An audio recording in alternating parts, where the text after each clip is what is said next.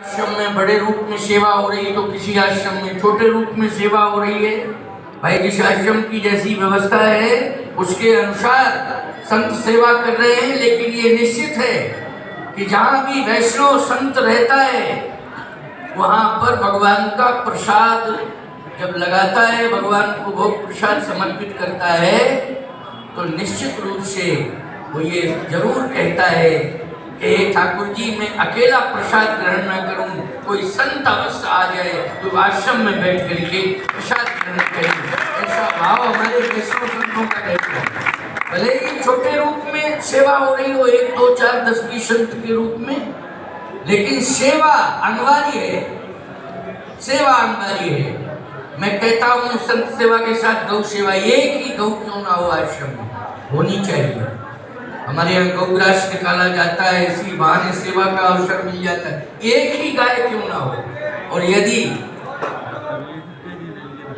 इतना भी सामर्थ्य नहीं है तो किसी भी गौशाला में एक गाय को गोद ले लेना चाहिए कि हम अपनी तरफ से सेवा करेंगे। किसी गौशाला में गाय रहेगी लेकिन हमारी तरफ से सेवा होगी, ये भाव अवश्य होना चाहिए।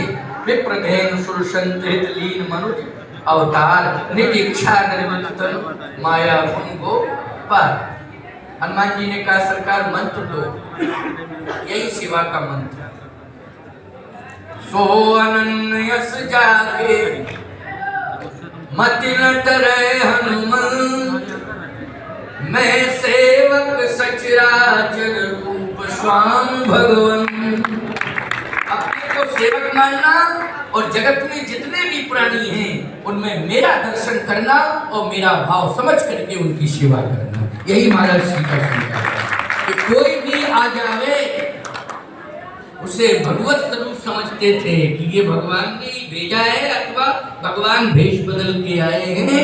इसलिए महाराज श्री इस मंत्र के आधार पर, इस सिद्धांत के आधार पर सभी की सेवा का संकल्प ले चुके थे। कोई भी हो, उसमें पशु पक्षी भी हों। जैसे आपने एक उदाहरण दिया, पक्षी का भंडारा हुआ, कुत्ते का भी भंडारा हुआ, बिल्ली का भंडारा हुआ। ये भाव की बात है, ये भाव की बात है कि सब में भगवान का दर्शन करना, ये महाराज श्री का सिद्धांत था और उसी सिद्धांत का अनुपालन हम सभी कर